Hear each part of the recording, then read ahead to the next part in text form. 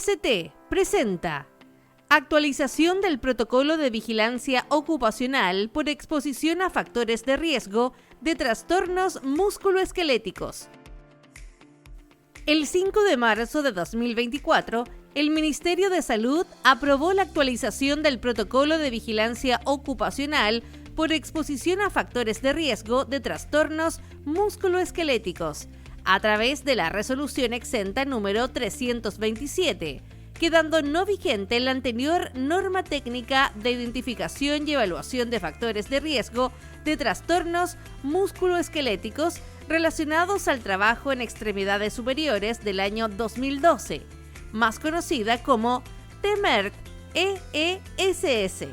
A su vez, esta nueva actualización integra la identificación y evaluación de los factores de riesgo de manejo manual de cargas y de personas pacientes, establecido en la Guía Técnica para la Evaluación y Control de Riesgos asociados al manejo o manipulación manual de cargas del Ministerio de Trabajo y Previsión Social 2018. Por lo tanto, desde el 5 de marzo de 2024, todas las empresas, independiente de su tamaño y actividad económica, deben realizar la vigilancia del ambiente y de la salud de los trabajadores a través de este nuevo protocolo, cuyos avances comenzarán a ser fiscalizados a contar de julio de 2024. El objetivo de este protocolo es establecer un sistema integral de monitoreo y seguimiento que permita identificar, prevenir y controlar los factores de riesgos ambientales y laborales asociados a las enfermedades musculoesqueléticas, con el fin de promover ambientes de trabajo saludables y reducir la incidencia y el impacto de estas enfermedades en la población trabajadora de Chile. Pero entonces, ¿qué es un trastorno musculoesquelético? Un trastorno musculoesquelético es una lesión física originada por daño acumulado que se desarrolla gradualmente sobre un periodo de tiempo como resultado de repetidos esfuerzos sobre una parte específica del sistema musculoesquelético. También puede desarrollarse por un esfuerzo puntual que sobrepasa la resistencia fisiológica de los tejidos que componen este sistema. ¿Se puede enfermar de un trastorno musculoesquelético a causa del trabajo?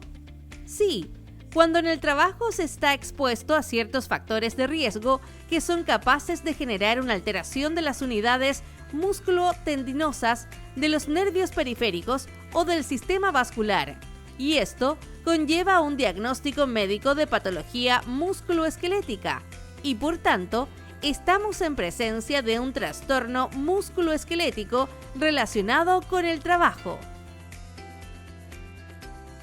¿Cuáles son estos factores de riesgo que pueden llevarlo a enfermar y qué evalúa este nuevo protocolo de vigilancia?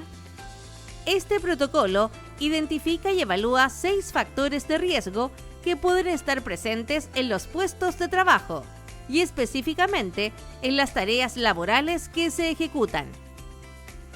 Estos son los trabajos repetitivos de miembros superiores, la postura estática que se mantiene durante el trabajo, la manipulación manual de cargas a través del levantamiento, descenso, transporte de carga y el empuje y arrastre de cargas, la manipulación manual de personas y o pacientes, la vibración de cuerpo completo y la vibración del segmento mano-brazo. ¿Qué es el trabajo repetitivo de miembros superiores? Los miembros superiores son los segmentos de nuestro cuerpo que van desde el hombro hasta los dedos de nuestras manos. Una tarea o actividad laboral es repetitiva para los miembros superiores cuando exige que este segmento de nuestro cuerpo realice de manera idéntica o con pequeñas variaciones un conjunto de movimientos que son claramente identificables en su inicio y fin por su parecido. Por ejemplo, una cajera de un banco podría ejecutar una tarea repetitiva cuando realiza el conteo de billetes de forma manual. Movimientos idénticos de la mano y sus dedos se repiten una y otra vez hasta terminar el conteo. Podemos ver esto en la tarea de poda de árboles o arbustos, en líneas de producción o en la atención de un cliente en una cajera de supermercado. Ahora bien, hay otros aspectos más técnicos y adicionales a considerar, pero dejémosle esto al encargado de salud y seguridad en el trabajo del IST. El segundo factor de riesgo es la postura estática de trabajo. Una postura estática considera aquel esfuerzo físico en el que se mantiene por más de 4 segundos la misma postura o posición. Este nuevo protocolo considera la identificación de la postura estática de trabajo a nivel de los segmentos corporales, cabeza, cuello, tronco, miembros superiores e inferiores. El tercer factor de riesgo es el manejo manual de cargas, MMC. Para entender este factor, primero hay que saber qué es una carga, y la carga se define como cualquier objeto animado o inanimado que se requiere mover utilizando fuerza humana y cuyo peso supere los 3 kilogramos. Entonces, al hablar de manejo manual de cargas, es cuando estamos frente a cualquier labor que requiera principalmente el uso de fuerza humana para levantar, sostener, colocar, empujar, portar, desplazar, descender, transportar o ejecutar cualquier otra acción que permita poner en movimiento o detener un objeto sobre ese peso. Asimismo, el manejo manual de personas y/o pacientes. Nuestro cuarto factor de riesgo es aquella actividad que requiere principalmente el uso de fuerza humana para empujar, tirar, levantar, bajar, transferir o de alguna manera mover o apoyar a personas que no son autovalentes. El quinto factor de riesgo son las vibraciones del segmento mano-brazo. Este segmento de nuestro cuerpo podría estar expuesto cuando los trabajadores están en contacto con una fuente de vibración, por ejemplo, frente al uso de atornilladores o destornilladores neumáticos o eléctricos, uso de herramientas de impacto como martillos, cinceles, taladros, percutores u otros. Y el último factor de riesgo son las vibraciones del cuerpo completo.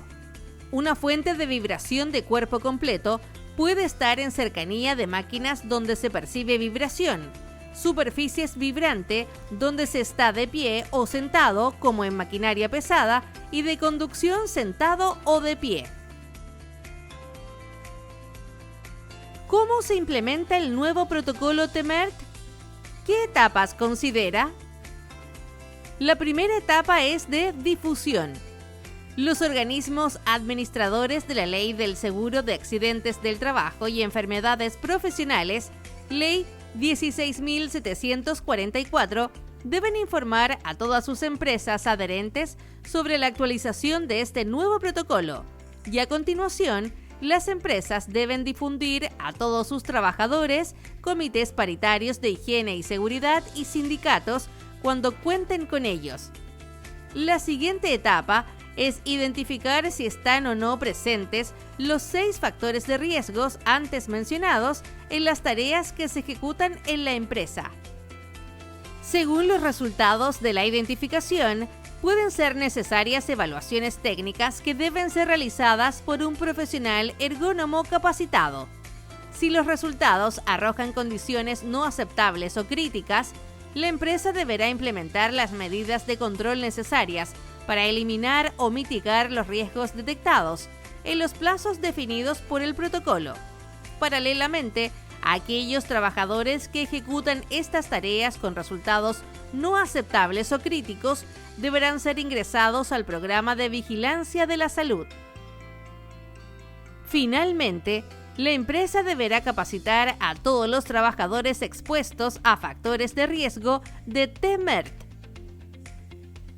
Si la empresa adherida no cumple con la implementación de las medidas prescritas en los tiempos determinados según los resultados, el organismo administrador deberá notificar en un plazo máximo de 5 días hábiles a la autoridad sanitaria. ¿Quién es el responsable de la implementación de este nuevo protocolo? Tanto IST como las empresas tienen responsabilidades en el proceso de implementación. El protocolo define responsabilidades de acuerdo al tamaño de la empresa, es decir, según el número de trabajadores contratados bajo una misma razón social, distinguiendo entre micro, pequeña, mediana y gran empresa, así como también hay diferencias en las responsabilidades dependiendo de la etapa a implementar. Es responsabilidad de IST difundir a todas sus empresas adherentes respecto de la entrada en vigencia de este nuevo protocolo y a su vez es responsabilidad de las empresas participar en las instancias formales de difusión impartidas por IST. ¿Por qué es importante implementar este protocolo?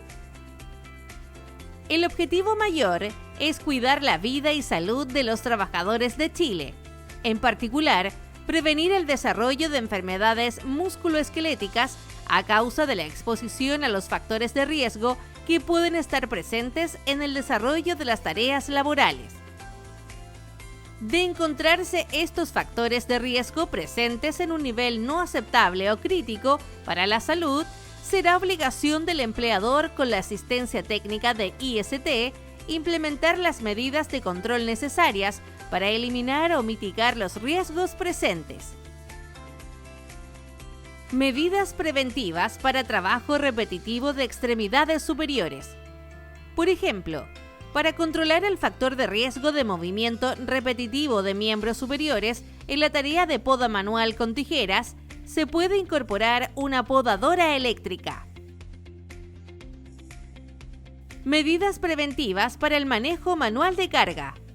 Para eliminar o mitigar el riesgo asociado al manejo manual de cargas, podemos incorporar una ayuda ingenieril o mecánica como la grúa horquilla y/o un carro de transporte, respectivamente. Medidas preventivas para manejo manual de personas, pacientes. La incorporación de una grúa de transferencia de pacientes es un ejemplo de medida de control ingenieril frente al manejo manual de pacientes.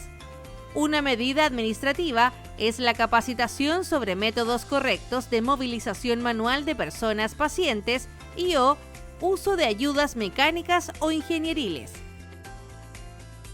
Medidas preventivas en exposición a vibraciones mano-brazo. La exposición a vibración puede ser controlada utilizando herramientas de menor vibración, utilizando guantes antivibraciones y reduciendo el tiempo total de exposición al factor de riesgo de vibración. Se debe promover la participación activa de todas las partes integrantes de la organización en el diseño e implementación de las medidas preventivas, tales como jefaturas, profesionales de salud y seguridad en el trabajo, miembros del Comité Paritario de Higiene y Seguridad, representantes de los trabajadores que realizan las tareas. Para ello, puede utilizar como referencia la Guía Técnica de Ergonomía Participativa del Instituto de Salud Pública. Y así, muchas otras medidas pueden ser implementadas para cuidar la vida y salud de los trabajadores. Todos juntos, cuidándonos.